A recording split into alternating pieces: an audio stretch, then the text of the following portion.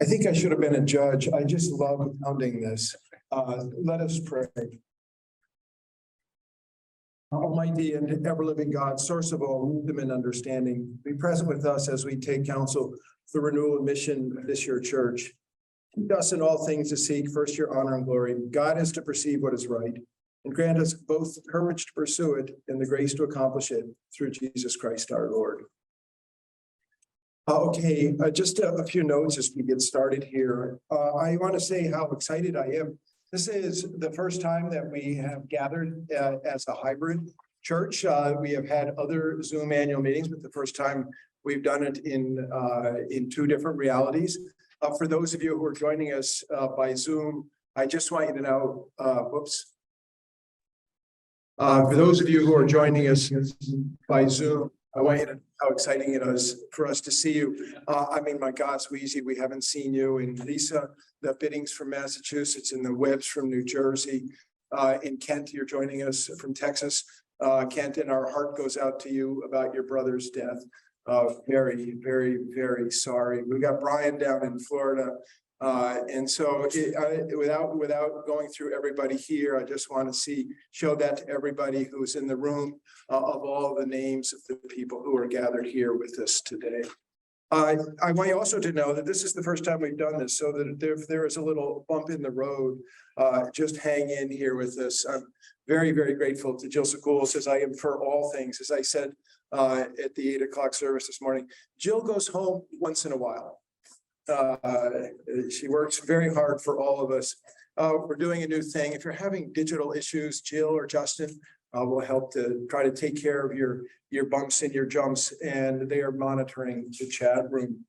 There is some opening business that we need to take care of together. And the first of that is motions and resolutions that are important to our life together. And for those who are present, if you would, we'll vote by voice and by hand, and then eventually we're going to vote by paper ballot in present, and then those of you who are Zooming with us are going to vote digitally. We're going to wait until the digital voting happens for the candidates until they're all introduced, and some of those who were in church today have had a chance to get home. And I'm just going down here to make sure I've clicked off everything that needs to be done. So it's only one person per device can vote as these things go. So if there's a couple at home, I hope you agree on who it is that you want to vote for. But that's just the way the system works. And throughout the presentations, you can ask your questions in the comment section, and we will monitor those and seek to answer those. And for those who are present here, there's a microphone up front when it comes time for some questions about the business of the church. For those of you who are on Zoom, you can see me, but I wish you could the camera. Perhaps in another day we'll have a camera. What you would see at Morrill Hall is all the tables are full and chairs along the wall as people are gathering here for us to do our business. And now this is familiar business to those of you who've been members here for a long time. May I please hear a motion to dispense with the reading of the minutes from last year's annual meeting? All those in favor say aye. All those who are opposed say nay. The motion carries. May I also have a motion to dispense with the reading of the roll of eligible voters? All those in favor say aye. All those who oppose say nay. These two motions carry. And now I'd like to have a motion to authorize the wardens, the treasurer, and the director of operations to borrow funds as necessary for the financial stability of St. Mark's Parish. So moved. All those in favor say aye. All those opposed say nay. The motion carries. Now, as noted, Stan, I'm going to let you take this. This is a bylaws amendments. This is Stan's business. Hey, isn't it great that we have Stan as a steward? Stan, thank you. Thank you, Father Peter. We have a bylaw amendment here. This was noted in the special, special parish meeting. We had proposed to revise the bylaws sections to extend the possibility of hybrid meetings to all parish meetings, not just the annual meeting.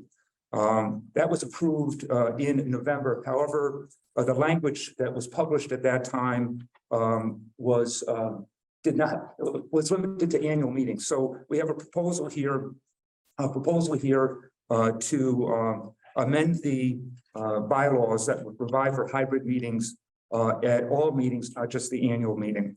So there's a motion. All those in favor say aye or raise your hand. Any opposed? The motion carries. I want to thank you now, our departing leaders. We are losing or retiring, I should say, the following Vestry members: Kate Mako, who is eligible to be reelected to a full term today. She's only served 1 year of a vacant term, so she is eligible and on your ballot. Jack Donahue, Ryan Hetherington, Emily Morgan, and also retiring nominating committee members Kathleen Corbett and Margaret Roscoe. Thank you all for all you've done for us.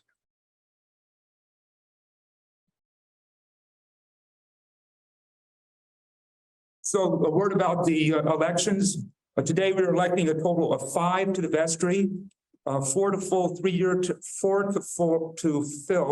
3-year terms, and 1 for a 1-year term, completing the term of Suzanne Harrison, our clerk, who, because of the bylaw revisions, is now going to be a voting member of the vestry. So we have 5 people to vote for. It's the most you can vote for. We have, of course, more than 5 on there. We're required by our bylaws to have two candidates for each open position, 3 candidates for each 2 open positions. You must have select at least 1 candidate in each of the 4 questions in order to submit your ballot. Keep scrolling, and this is now for those of you who are streaming. Keep scrolling until you have voted in all 4 questions and can click on the submit button at the bottom. Once more, thanks to everyone who is standing for election today. Just by standing for election, you have served our community. We thank you so much for that. Now I'd like to turn it over to Maureen to give the nominating committee report.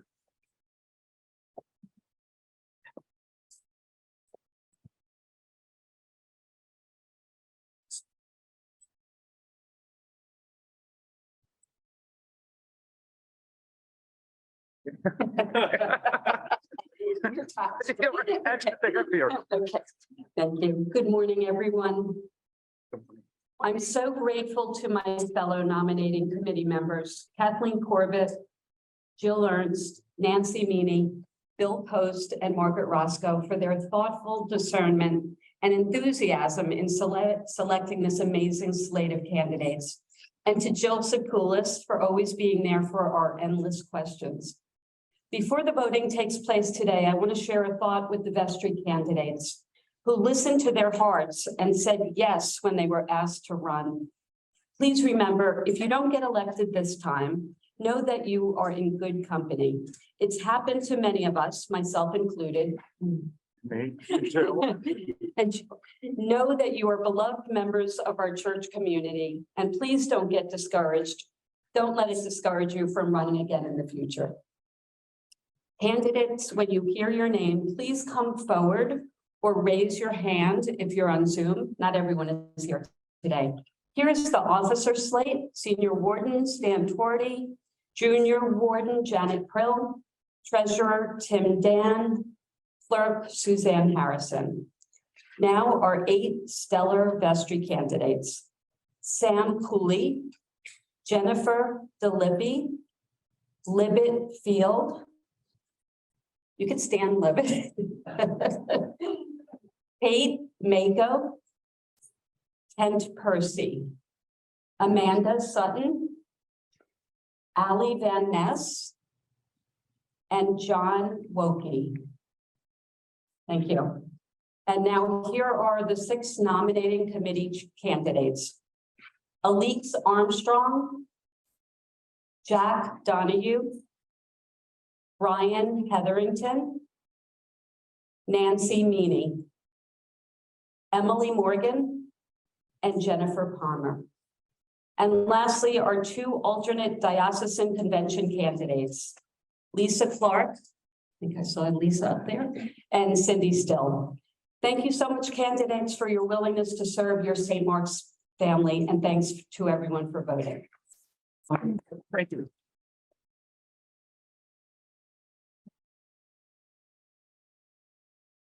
Thank you, Maureen.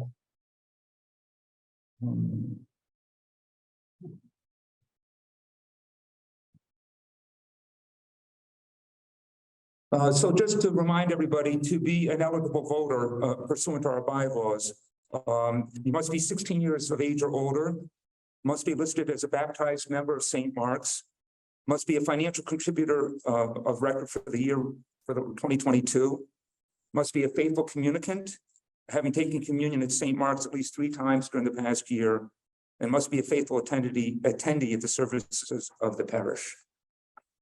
And so you will vote, and those who are voting electronically will have until Jill, I lost Jill.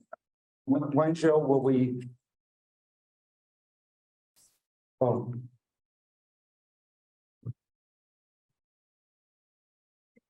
Oh.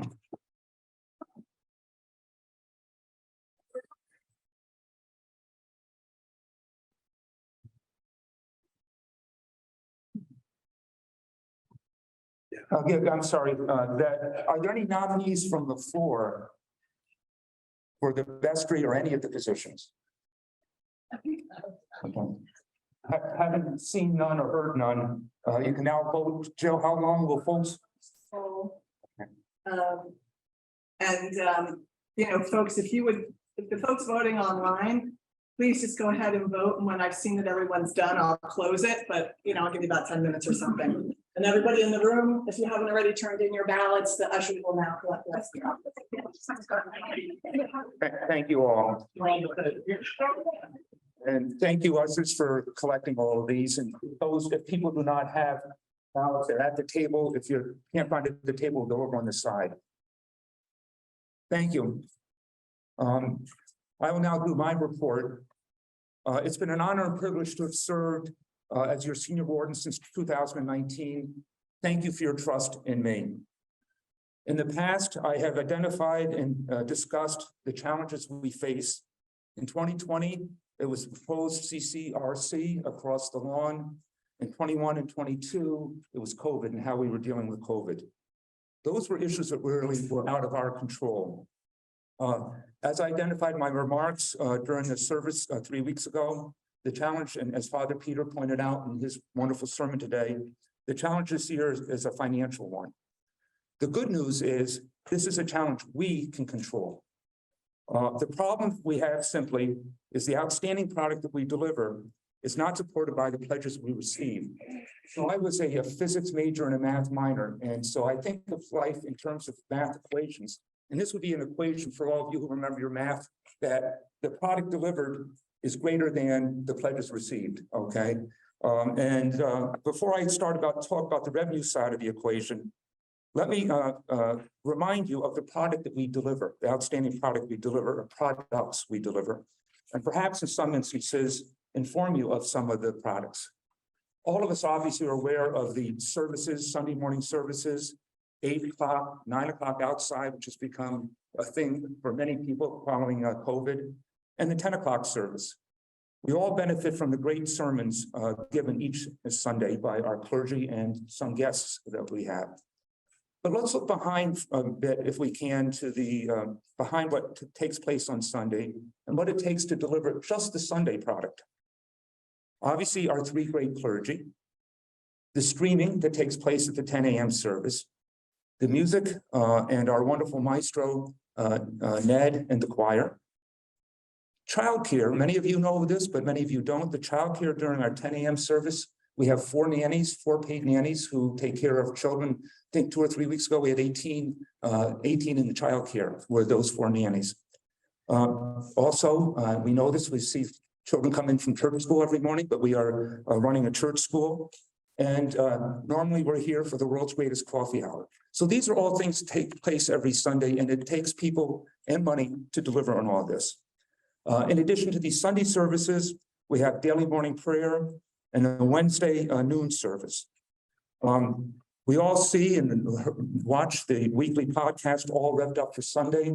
I will say that when Janet and I were at the ECCT convention electing our new bishop, the number of people who came up to compliment both Peter and Justin was amazing. That literally they are followed, and Elizabeth obviously is part of it. She was not at the convention, but the folks are around, are all revved up, are watched by people throughout the diocese and around the country. It's world famous, literally.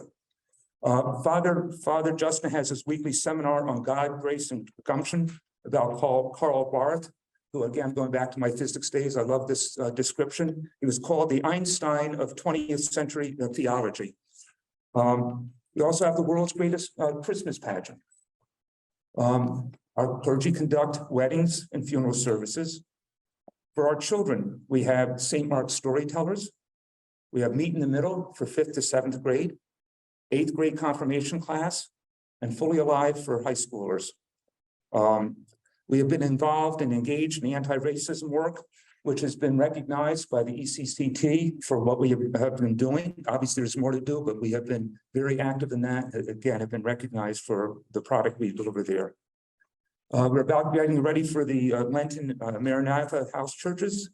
We have Mayfair, pastoral care that Father Peter alluded to. The number of people who receive pastoral care is tremendous.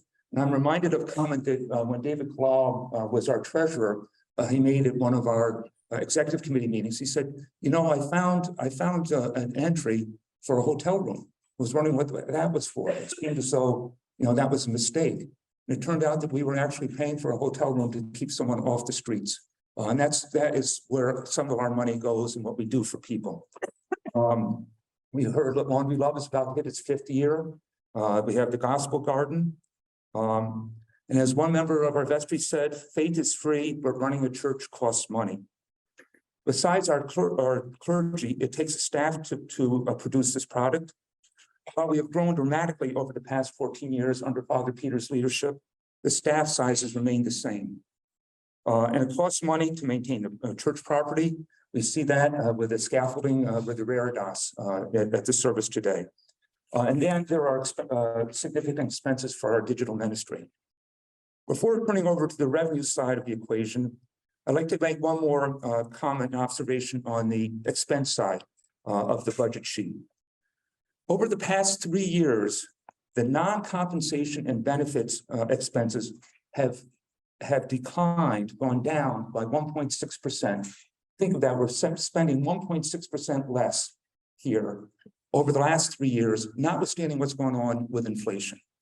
The compensation and benefits packages for our clergy and staff has gone up 10% over that time period. But I would argue to you, and I think all of you would agree, that even with that 10% increase, they should be getting more. And it would be my goal as senior warden to be able to deliver that to our clergy and staff. As we'll hear from our treasurer, Tim Dann, shortly, we've been able to have balanced budget over the past years. But you also hear that our proposed budget this year has a hole of about $200,000. We have revised the budget downward, the expense side downward, $50,000. So when Father Peter had used the $250,000 figure, it was off of the older budget. We have since revised that internally. So we're looking to have a hole about $200,000 because we have not yet received pledge or gift commitments. Our junior warden, Prill, will discuss the status of our annual appeal. I want to thank all of you who have responded to Father Peter and my comments from 3 weeks ago by increasing your pledges, or in one instance, a person giving a very significant gift that has helped to close the gap. Thank you all for what you've done. Before I turn it over to Tim and Janet, I want to give you a historical perspective on how we came to where we are today. We have known that this day was coming. We've been able to balance our budget these past years by keeping our expenses low, as I indicated, but on the revenue side, because of 2 very significant gifts totaling $350,000, which have enabled us to have the 3 clergy members full-time. And we've been blessed having Elizabeth and Justin for the past since 2018, for almost 5 years. All that they have done for us is amazing. They, through their ministries, have touched so many, and we're so grateful for all you do, Justin and Elizabeth. But these gifts, which have enabled us to keep the budget balanced, have run out. We knew they would, which is why we undertook the ambitious and very successful Inspired by Love campaign. It resulted in $7.5 million in commitments towards capital and our endowment. Thank you all who have contributed to the Inspired by Love. We greatly appreciate it. But because these gifts, these funds are earmarked for capital and endowment, they're not now available to meet our current expenses. The draw from the endowment will not, the draw from the endowment will increase, but will not increase until probably 2025 or 2026. So we're going to have a couple more years of meeting this challenge that we have. As I said, Janet will shortly go through the annual appeal. Tim will then go through the proposed budget. For those who have not yet pledged, please do so. For those who have pledged, please consider if you can increase your pledge. Thank you to all of you who have already done so. I'm very bullish on this church because of all of you. 14 years ago, and I think it was in this room, there was a meeting where we were discussing whether or not we needed to sell property here to keep our church functioning. That was 14 years ago. Father Peter has been here under his leadership. Our church size has basically doubled. And we're in a much stronger position now. I am confident that we will meet this challenge. I'm so confident we're going to meet the challenge, our fiscal challenge here, that I'm going to give you and leave you with a what if challenge. As I think I said, the budget that Tim will be presenting is an austere budget. Frankly, very austere. Christ Church in Greenwich, which has demographics similar to ours, both economic and size-wise, has a budget in excess of $3 million. Their congregation, as I said, is similar to our size. They had $2 million in pledges in 2022. They're looking for $2.5 million in pledges this year. What if we had over $2 million in pledges, a budget of over $3 million? What could we do? Here are some of the things that, when I've been talking to folks that they've come up with, and I'm sure you could come up with more. We could have a full-time youth minister, or perhaps two. We could have a full-time property manager, which would help us cut expenses because the property manager would be able to spend time and know more about the property and what's out there, take competing bids. We could have a full-time digital minister to manage our digital ministry and expand our reach to even more people.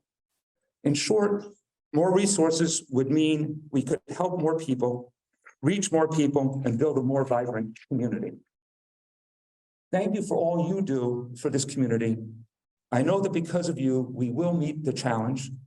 And we won't need Amazing Andy the magician for us to do it, because you all are going to be able to do it for us. I'm also confident that sometime in the future, because of you, we'll be having a communications about the challenge of how we will use increased resources to build a more vibrant community. Thank you all very much. And with that, I'll turn it over to Janet to bring us up to date on the annual appeal. Thank you.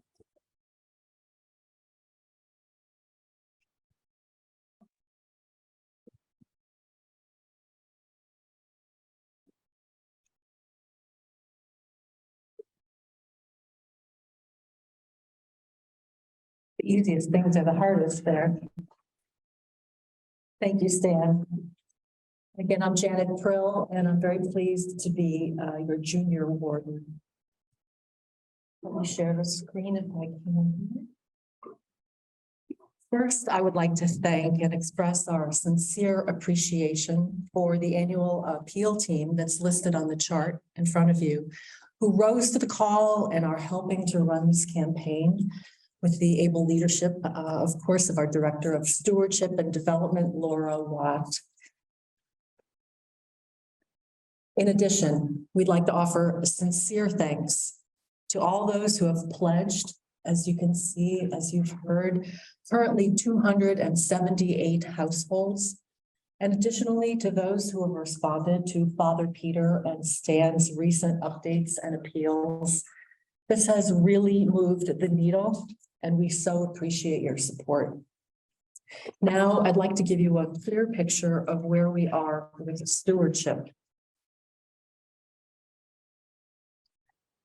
It's important to give you a view of our 2023 position in the context of the last few years. That is pre-pandemic, pandemic, and emerging where we find ourselves now.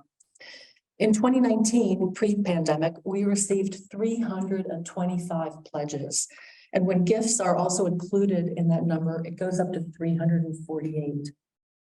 During the pandemic years, it's interesting to note that while pledges went down somewhat, they held reasonably steady, as well as dollar amounts around $1.5 million, even during this difficult time. The median pledge amount of $2,500 for 2023, as well as the average pledge amount of $5,000, have also held reasonably steady. Looking now at the 2023 pledges, we currently stand at 278. Also for an amount of $1.5 million. And as you will see here from Tim, $1.7 million of our operating budget needs to come from stewardship income. We therefore have a $200,000 deficit. And for 2023, that means we have some work to do. Let's compare where we were at the same time last year. While the 2022 total pledges were 311 by the end of the year, at the same time, there were 281 pledges, which is not too far off where we are right now at 78. Although last year, the amount pledged was slightly higher. In summary, pledges are tracking about the same, but lower in dollar amount. The 2019 pledge total of 325 seems like it should be our goal for this year at a minimum. And as an example, with 47 additional pledges to get us from where we are now to 325, at the 2,400 median pledge amount, that would result in $112,000 of additional funds, which would make a great difference in moving us toward filling the $200,000 deficit. Just since 2019, we have welcomed 128 net new members to the parish, adults and children, which is such great news for St. Mark's. 34 of these households have already pledged to the 2023 campaign. However, unfortunately, these pledges have been offset in equal measure by the loss of a number of our elderly parishioners.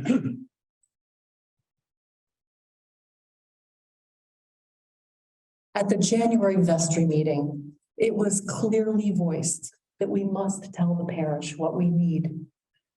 As you've heard, a $200,000 gap in the 2023 budget remains, although it's smaller than it was given recent very generous gifts. We know that there is economic uncertainty resulting in budget pressure in many of your households. And at St. Mark's, we share those pressures and uncertainties. As a matter of fact, this has resulted in pledge levels remaining fairly flat into 2023, while in pre-pandemic times, we enjoyed 3 to 5% growth on pledges. So here's the bottom line. For those who have not yet pledged, we need your participation. Even if you regularly give to the church, please consider making a pledge so the leadership of the church can confidently anticipate our income and budget appropriately. We hope that you will participate in this important aspect of our communal life together.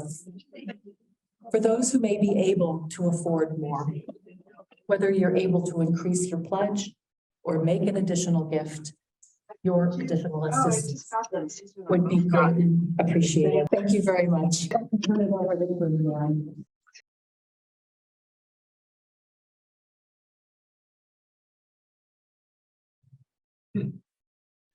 So when I first met Stan Twardy many years ago, maybe part of the reason I was so fond of him was because I too studied physics and math as an undergraduate. And as I like to tease Stan, I took the extra measure of getting a double major. So there. All right, good morning and thank you for being here with us today to try in an attempt to remain coherent. I've got some scripted notes, so bear with me on that. The information we're sharing with you here today is literally hot off the presses.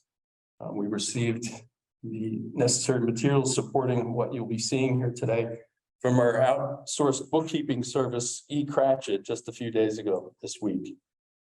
As such, it is preliminary and subject to some minor changes. So for some of you, this may be your first annual meeting, and for others, it may be one of a dozen or more. Hopefully, I will provide enough context for the former and not too much for the latter. So first, we want to take a look at the economic context that affected all of us here in 2022. Take a look at our endowment and where that stands, financial results for the year, our draft budget for 2023, which at this point remains a draft budget. And in large part, that's because we don't like where it stands right now. A quick update on our Inspired by Love campaign, the capital expenditures that we've made in 2022, anticipate making for 2023, many of which you can see around the campus. And then finally, looking ahead, what's on our mind, what's on our to-do list for 2023. Okay, first, economic context. So here is a proxy for the roughly 2/3 of our investment portfolio, our endowment that's invested in equities. I've got a chart of the S&P stock index for the past 3 decades. Okay, in this plot, the y-axis, the up and down direction. It's a logarithmic plot, so equal distances in the vertical direction equate to equal percentage moves. And the slope of any given line is its proportionate rate of growth. I've drawn a somewhat arbitrary line with a 7% slope that you see here. And so that rate of appreciation in share prices plus an annual dividend rate of say 2 or 3% combines to make a total rate of return of 9 or 10%. And that has been typical for US equities in the long run over the last several decades that we see here. There's a lot of history contained here as well. For example, you can see the rapid rate of growth of the .com bubble right here. The brutal sell-off of the housing and credit crisis of 08-09. The short, sharp yet brief COVID sell-off, top to bottom, that was about 20% or more. Yeah, and the subsequent recovery in equity prices brought on by the Federal Reserve and dropping interest rates to nearly zero and doubling down on quantitative easing. And finally, most relevant to what we're talking about today, this bear market of the last year, where peak to trough US equities fell off by almost 25% on the year.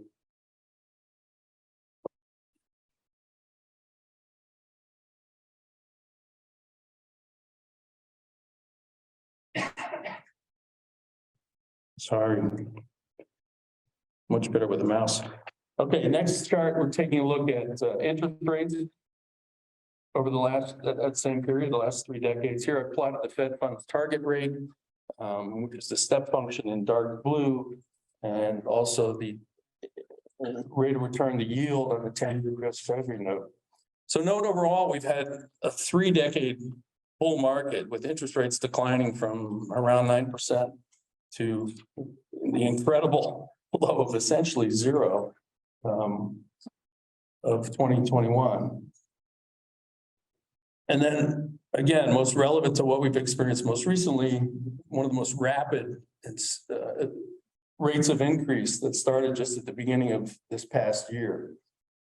Okay. So in 2022, we experienced a double whammy of bear markets in both stocks and bonds. And needless to say, that was not a good year for our endowment. We are, of course, in it for the long haul, and valuations will recover. That first graph is clear evidence of that. Over time, equities rise. In the meantime, the good news is that we're adding funds donated by the Inspired by Love campaign to our endowment, and are therefore making purchases of both stocks and bonds at discounted prices. Okay, so here's where we stand on our endowment at this point. Just recall that there are two components that make up our total endowment. About 80% of it is held in the Donations and Bequests Fund of the Episcopal Church in Connecticut, which is managed by the Bank of America.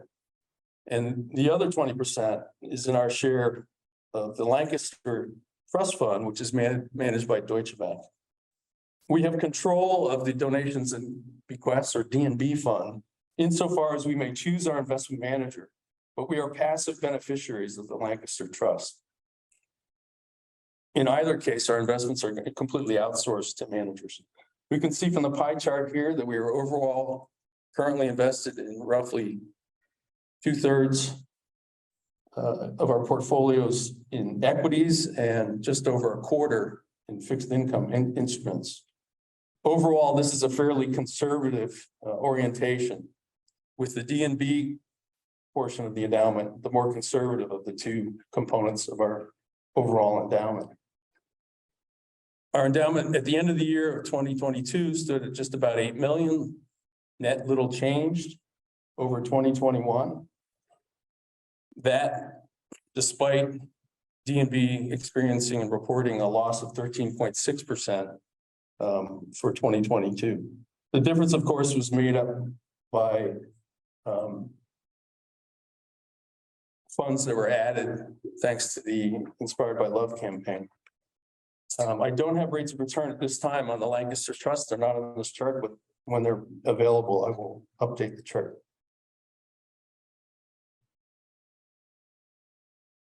Okay, in this slide, I wanted to give you a sense of how funds received by the Inspired by Love campaign have been added into the endowment over 2022.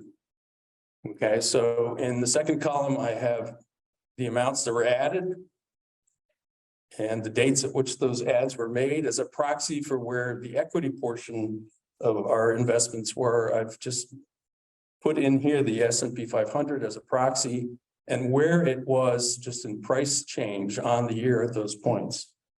Okay, so we started down here at the bottom. You can see we started at 6.24 million in the D&B portion of the endowment. We added 1.46 million thanks to Inspired by Love campaign.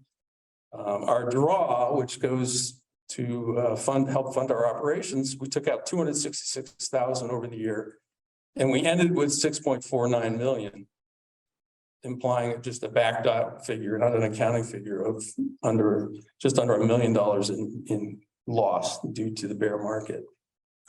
So the good news here is all of these purchases, for the most part, are being made at, actually all, are being made at lower prices. And in fact, this 105,000 that went into the endowment on October 11th, with the S&P 500 down almost 25% on the year, the actual low for the year, intraday low, was made 2 days later on October 13th. Okay, so prices will recover. We're averaging down by putting these funds into the endowment, and that is indeed good news.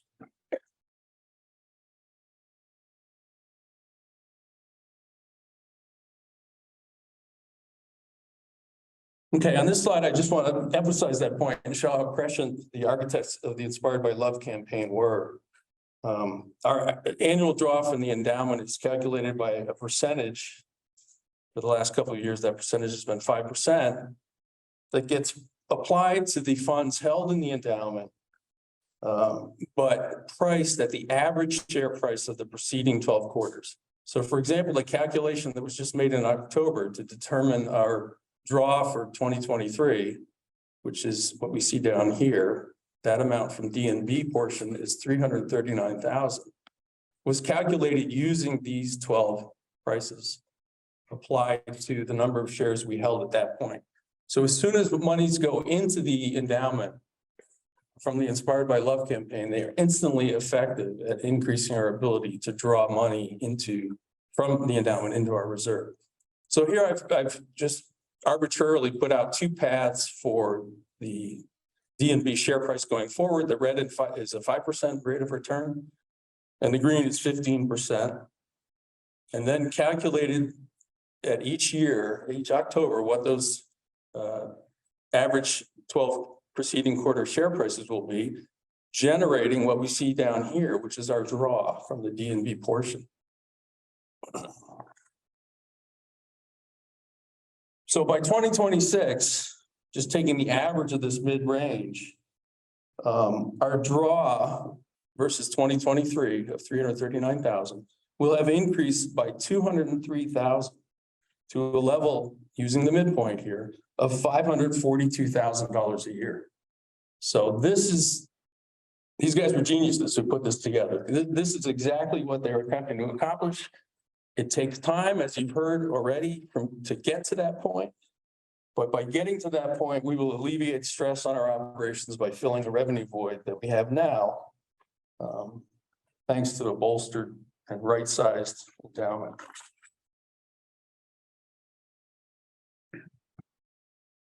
Okay, just quickly on this slide. The vast majority of our funding, of course, comes from pledges, almost 70%. The pie chart here. We see also that our total revenue in the bar chart here, 2019 on, including 2023 budget, is fairly static. And that for 2023, our budgeted revenue figure is actually a decline over 2022. This is our revenue side. You can imagine what's happening to our expenses.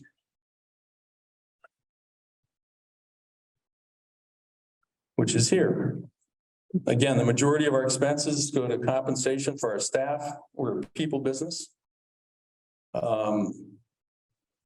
And we see that our expenses currently in the draft budget, we're tightening as tight as we can get to keep this essentially unchanged on the year. We also see in 2022 that we had an increase due to, as Stan mentioned, we had an overdue salary increase for our staff.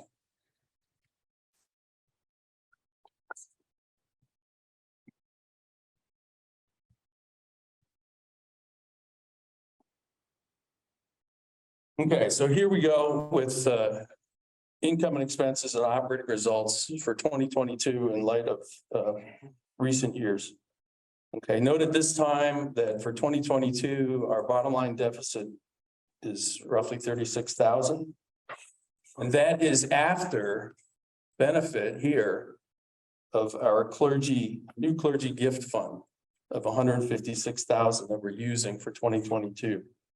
Okay, that gift has now been fully depleted. So we see its absence in 2023 budget.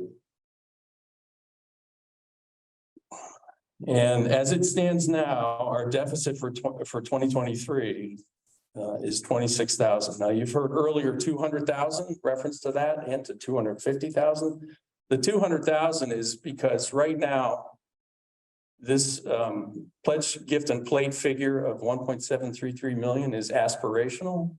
It's where we think we need to get to and can get to, but we're nervous. And right now we're 200 shy of that figure. Father Peter mentioned 250,000 because this figure of 1.733 is already a reduction from where it had stood earlier, which was at 1.50,000 higher than this. And you can see overall that pledge gift and plate over the last 4 years is relatively static, give or take.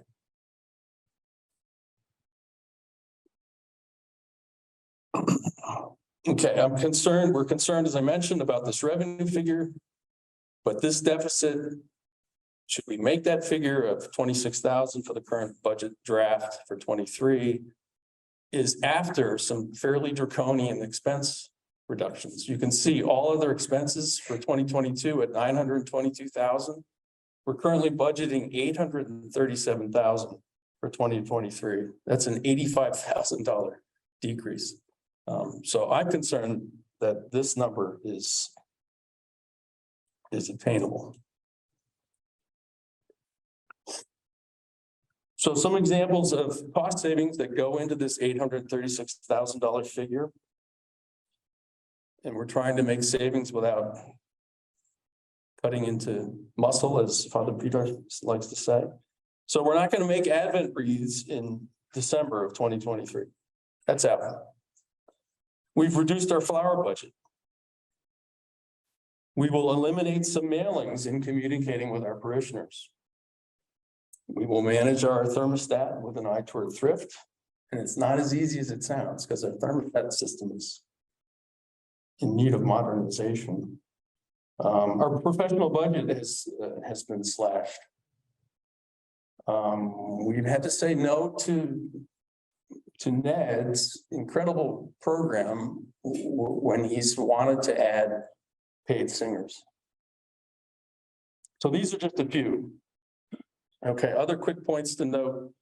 That the Vestry granted a 6% raise in 2022, which is in aggregate to our staff, which is why compensation and benefits increased in 22. For 2023, as it stands now, we have a 3% salary increase in this budgeted figure, which is less than the headline inflation rate of 6.5% for 2022. So as you all know from your own experience, St. Mark's has suffered from the stresses of inflation. One example, we paid 60% more for heating oil in 2022 than we did in 2021. We're big consumers of oil, tens of thousands of gallons. And so that increase added approximately $24,000 to our expenses in 22 over 21. So, and finally, as we've seen here and spoken about earlier, we see the benefits of the Inspired by Love campaign and how it's increased our draw. So for 2023, we've got 72,000 more in endowment and trust draw than we had in 2022. And as we saw earlier, that amount will increase even more in the future.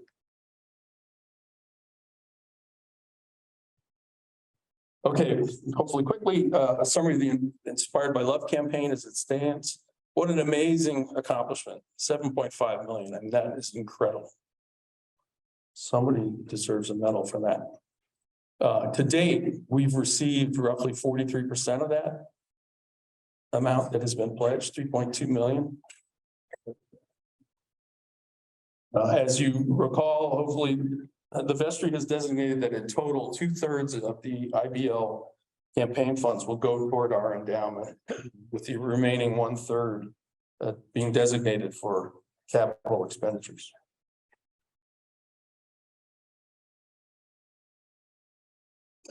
All right, some of those expenditures that have been made in 2022. The big kahuna is improvements to the HVAC system in our administrative building, Grey Gables. The cooling part was accomplished first. I haven't sat in there in the summer, but I'm assuming it's nice and cool. You will have noticed that we've carpeted the halls here in Morrill Hall, and preschool paid for half of that. So that's a fantastic synergy. And then other work, as you see here. The total for the year, $954,000. The Vestry had approved just over $1 million, as you see here. For 2023, expenses, capital expenditures that we anticipate making, a completion of the Grey Gables HVAC, which is the heating portion. As you've seen, the Veritas restoration is underway. Media ministry is a very exciting area for us going forward, and more here.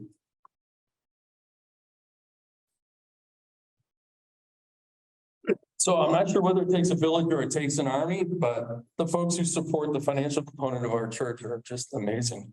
No surprise to any of you. There isn't one meeting or simple one-on-one exchange with someone where I don't come away feeling just how blessed we are to have so many talented people committed to doing good in this world and for our church in particular. So thank you to everyone listed here, and I'm sure there are more. So finally, what's on our mind for 2023? So there is the potential for one more round of federal relief through the employee retention credit of the CARES Act. We are working on that. We are hopeful, if not optimistic.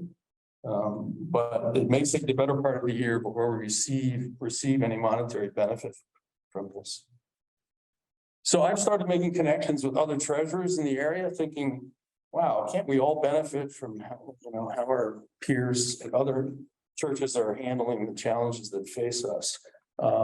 It's a work in progress, but the very first meeting I had was fantastic and came away with so many excellent points. We look to add members to our finance committee. We continue to explore enhancements to our bill payment process. It's not as simple as it may sound, but that's something we continue to work on. And with the increase in interest rates, we're doing everything we can to maximize revenues for the church by putting excess monies in our account into T-bills. And so far that is working out well. That's all I have. If anyone has any questions for now or for later, please let me know. Thanks, Nancy. Oh, can you just, what's the clergy gift? That's one of the line items here, that's that. So that was the amount that was mentioned earlier of in total 350,000. That. What is that? What is that? So that's the two families that stepped forward to basically fund the addition of Justin and Elizabeth. Right, so the last piece of it, 156,000 here was the last remaining amount. And the federal relief of PPP in 2020 and 2021 enabled us not to make that draw. Right, so as Father Peter has said, that 350,000 lasted way longer than we thought it would. So we're really blessed to have that. All right, thank you, everybody. Okay, here are the results. Okay, all of our officers, of course, were elected, say Stan, Twardy, Janet Prill, Tim, Dann, and Suzanne Harrison.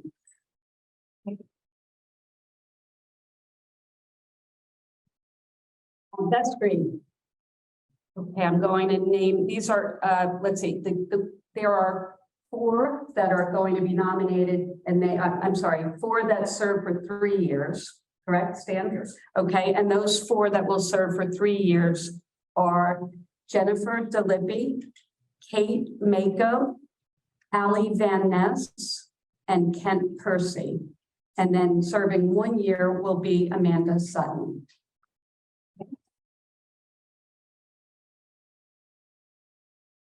Nominating committee. There are 3, and it will be Jack Donahue, Brian Hetherington, and Emily Morgan. The convention alternate delegates are Lisa Clark and Cindy Hill. Thank you very much.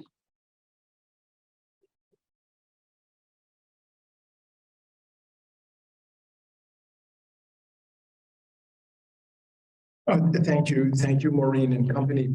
Just a few words as we finish up, and I promise there are only a few.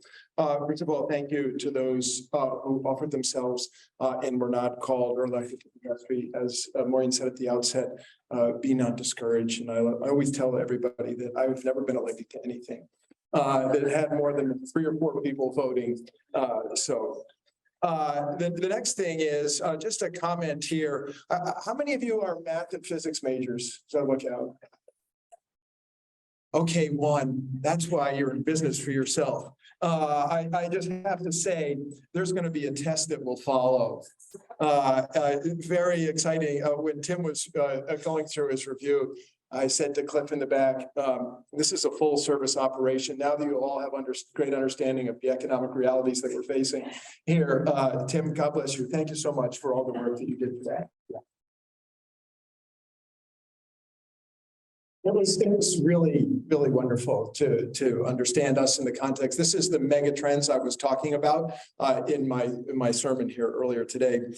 Tim referred to the genius of the Inspired by Love campaign. So I'm going to name you some genius here, if you don't mind. I didn't do it in my service earlier because I left names out for fear that once I touch one, I can't touch any.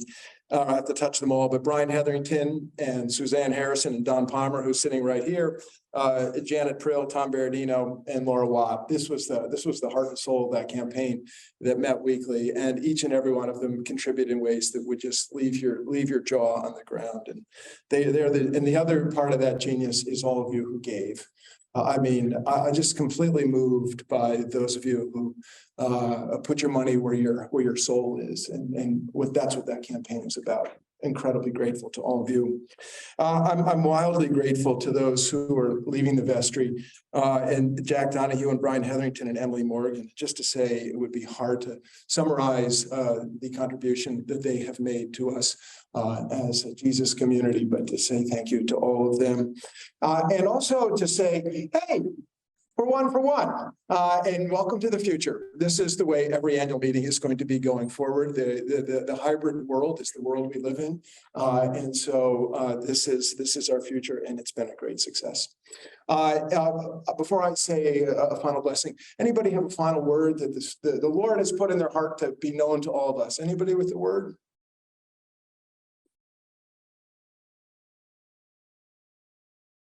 Silence is the Lord's language. May the peace of God, which passes all understanding, keep your hearts and minds in the knowledge and love of God and of his Son, Jesus Christ, our Lord. And the blessing of God Almighty, the Father, the Son, and the Holy Spirit be with you now and remain with you always. Now go and make disciples who live a deeper life in Christ and more holy communion with one another and a greater love for the world. Thanks, everybody.